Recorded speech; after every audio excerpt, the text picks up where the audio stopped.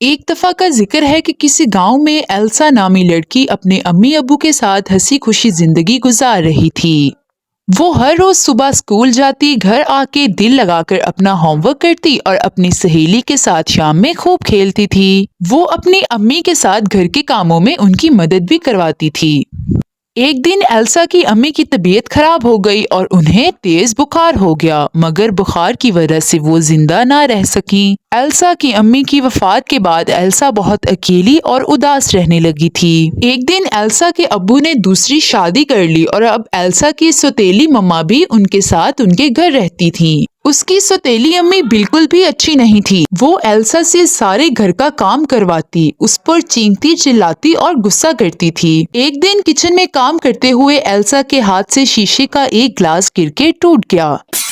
Elsa کی سوتیلی مما نے جب یہ دیکھا تو انہوں نے اسے خوب مارا اور دھکے دے کر گھر سے باہر نکال دیا۔ ایلسا روتی ہوئی وہاں سے چلی گئی۔ اس کے پاس رہنے کے لیے کوئی گھر نہیں تھا۔ چلتے چلتے وہ ایک جنگل میں جا پہنچی۔ وہ ایک درخت کے پاس اداس کھڑی ہوئی تھی کہ اچانک اسے ایک آواز سنائی دی۔ چھوٹی بچی، تم کیوں اداس ہو؟ ایلسا نے ادھر ادھر دیکھا مگر اسے کوئی نظر نہیں آیا۔ اچانک اس کی نظر اوپر گئی تو اسے وہاں ایک بہت خوبصورت پرندہ دکھائی دیا۔ تم کون ہو اور تم بول کیسے سکتے ہو؟ میں چنٹو ہوں، اسی جنگل میں رہتا ہوں اور میں انسانوں کی زبان میں بھی بات کر سکتا ہوں۔ اوہ اچھا، میرا نام ایلسا ہے۔ تم کہاں سے آئی ہو ایلسا؟ ایلسا نے اسے اپنی ساری کہانی سنائی کہ کیسے اسے اس کی سوتیلی مما نے گھر سے باہر نکال دیا۔ افسوس ہوا سن کر۔ ابھی سب باتیں ہو ہی رہی تھی کہ منٹو بھی چنٹو کو ڈھونڈتے ہوئے وہاں آ پہنچا۔ لیکن تم ہماری دوست بن کر یہاں رہ سکتی ہو۔ یہ منٹو ہے، میرا بھائی، اور منٹو یہ آج سے ہماری نئی دوست ہے ایلسا۔ خوش آمدید ایلسا۔ کچھ دیر بعد چنٹو منٹو جنگل میں گئے اور مزے مزے کے پھل اتار کے ایلسا کے لیے لے کر آئے۔ ایسے مزیدار پھل ایلسا نے پوری زندگی میں نہیں کھائے تھے۔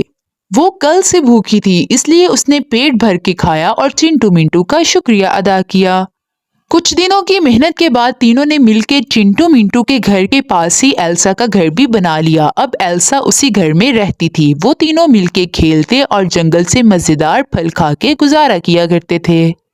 ایک دن تینوں فارغ درخت کے پاس باتیں کر رہے تھے کہ چنٹو بولا، ایلسا، کیوں نہ ہم تینوں مل کے چائے بنانے کا کاروبار شروع کریں؟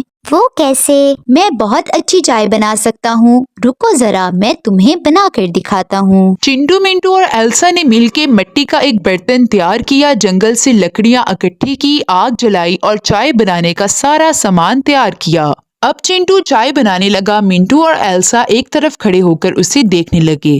کچھ دیر بعد جب ایلسا نے چائے کا ایک گھونٹ لیا تو اسے وہ چائے بے حد پسند آئی۔ اس سے زیادہ مزیدار چائے اس نے آج تک نہیں پی تھی۔ اگلی صبح تینوں نے مل کر پھر سے چائے تیار کی اور لے کر شہر کی طرف آ گئے۔ وہاں انہوں نے چائے کا چھوٹا سا اسٹال لگایا۔ کچھ ہی دیر میں وہاں گاہک آنا شروع ہو گئے۔ پہلے دن کچھ، اس سے اگلے دن زیادہ اور پھر ہر روز زیادہ سے زیادہ گاہک آنا شروع ہو گئے تھے۔ ان کا اسٹال چائے والا کے نام سے مشہور ہو گیا تھا۔ سب لوگوں کو ان کے ہاتھ کی بنی ہوئی چائے بے حد پسند تھی۔ کچھ ہی دنوں میں تینوں کے پاس بہت سارے پیسے جمع ہونا شروع ہو گئے تھے۔ ایک دن تینوں نے پیسے لیے اور شہر کی طرف چلے گئے۔ وہاں ایک شاپنگ مال میں انہوں نے بہت مزے کی چیزیں خریدی۔ خوب سارا انجوائے کرنے کے بعد وہ تینوں واپس جنگل میں آ گئے۔ کچھ وقت گزرنے کے بعد انہوں نے چائے والا اسٹال کے ساتھ ایک بیکری بھی بنا لی، جہاں پر وہ بیکری آئٹمز بھی رکھنے لگے۔ ان کا کاروبار اب ترقی کرنے لگا تھا۔ جنگل سے کچھ فاصلے پر ہی ایلسا نے اب اپنا گھر بھی بنا لیا۔ ایک دن ایلسا نے دکان پر اپنے ابو کو دیکھا۔ وہ انہیں دیکھ کر بہت خوش ہوئی۔ اوہ ایلسا، میری بچی، تم کہاں چلی گئی تھی؟ ایلسا نے جواباً ساری کہانی انہیں بتا دی کہ کیسے سوتیلی مما نے اسے گھر سے نکال دیا تھا۔ ایلسا کے ابو اسے لے کر گھر واپس آ گئے۔ ایلسا کی مما اسے دیکھ کر بہت شرمندہ ہوئی۔ انہوں نے ایلسا سے اپنے رویے کے لیے معافی مانگی۔ ایلسا انہیں جنگل لے گئی، جہاں اس نے چنٹو منٹو کو اپنے امی ابو سے ملوایا اور اپنا خوبصورت سا گھر بھی دکھایا۔ اب وہ تینوں مل کے ایلسا کے نئے گھر میں رہنے لگے۔